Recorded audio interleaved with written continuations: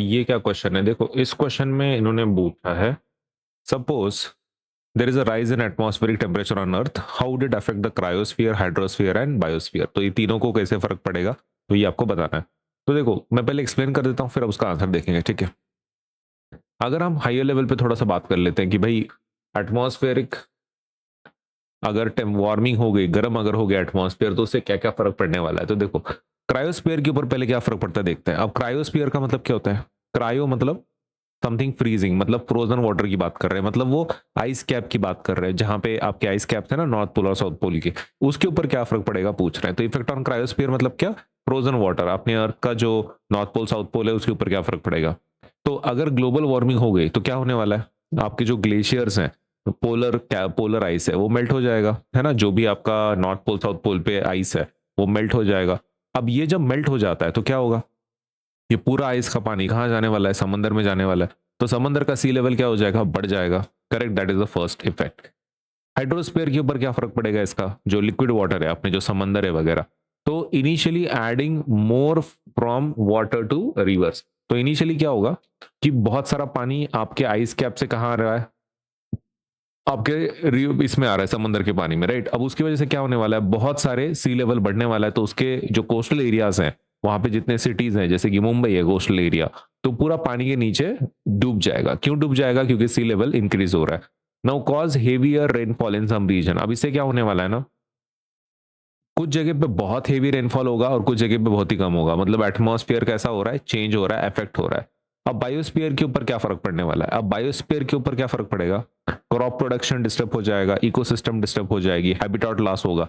बहुत सारा पानी आने की वजह से बहुत सारे जो वाइल्ड लाइफ है वो भी सपोज उनका घर वगैरह बर्बाद हो सकता है। And affect organism depend on specific condition. अब जैसे कि पोलर आइस में आपका पोलर बियर रहता है, बराबर है। अगर आइस कैप ही गायब हो गया तो पोलर बेयर जी पाएगा क्या, तो नहीं जी पाएगा, वो एक प्रॉब्लम है।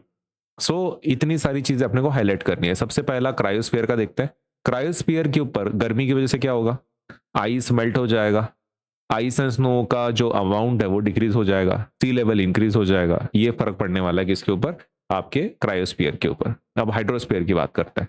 हाइड्रोस्फीयर मतलब लिक्विड वाटर। तो सबसे पहला क्या होगा, increase of the melting of the glacier, initially adding more water to rivers, increase evaporation होगा। अभी कैसा है ना, ज्यादा पानी होने की वजह से ज्यादा इवेपोरेशन होगा, राइट। तो causing heavy rainfall in some region, ज्यादा इवेपोरेशन हो रहा है ज्यादा पानी की वजह से, और क्या होने वाला है, हेवी रेनफॉल होगा बहुत सारी जगह पे। और कुछ जगह पे हेवी रेनफॉल होगा लेकिन कुछ जगह पे पानी कैसा होगा, एकदम कम हो जाएगा, ड्रॉट, मतलब कहीं पे ज्यादा ही बारिश हो रही है और कहीं पे एकदम कम हो रही है या फिर ना ही कुछ हो ही नहीं रही। Increase sea level in the long run due to the melting of the glaciers and polar ice. तो सी लेवल बढ़ने वाला है जिससे कि क्या हो सकता है, कोस्टल एरियाज पानी के नीचे डूब सकते हैं। अब बायोस्फीयर की बात करते हैं। बायोस्फीयर के ऊपर क्या फर्क पड़ेगा, biosphere includes all the living organism और उसके हैबिटेट, जितने लिविंग ऑर्गेनिजम्स है, हैबिटेट्स है, उसको कंबाइंड हम लोग क्या बोलते हैं, बायोस्फीयर बोलते हैं। अब बायोस्फीयर के ऊपर क्या फर्क पड़ने वाला है, affects the crops and agriculture, crop and agriculture को अफेक्ट करने वाला है ये। दूसरा, डिस्टर्ब इकोसिस्टम, इकोसिस्टम को डिस्टर्ब करने वाली ये चीज। कॉजेस हैबिटेट लॉस, सबके घर उजड़ जाएंगे, है ना। तो ये सारी चीजें आप लिख सकते हैं। ये डिटेल में है आंसर, ठीक है, एक एक करके, ये क्रायोस्फीयर, ये हाइड्रोस्फीयर और ये बायोस्फीयर। अगर ये आपको बहुत बड़ा आंसर लग रहा है तो आप एक काम करो, शॉर्ट में ऐसा लिख देना ये वाला कि इंटरकनेक्टेड है सब कुछ, सब स्पीयर्स इंटरकनेक्टेड है। क्रायोस्फीयर को अगर आप मतलब टेम्परेचर बढ़ रहा है, क्रायोस्फीयर में क्या होगा, मेल्टिंग होगा। हाइड्रोस्फीयर पे क्या फर्क पड़ेगा, रेनफॉल पैटर्न चेंज होगा, इन रिवर वाटर बढ़ जाएगा ग्लेशियर की मेल्टिंग की वजह से, eventually contributing to sea level rise.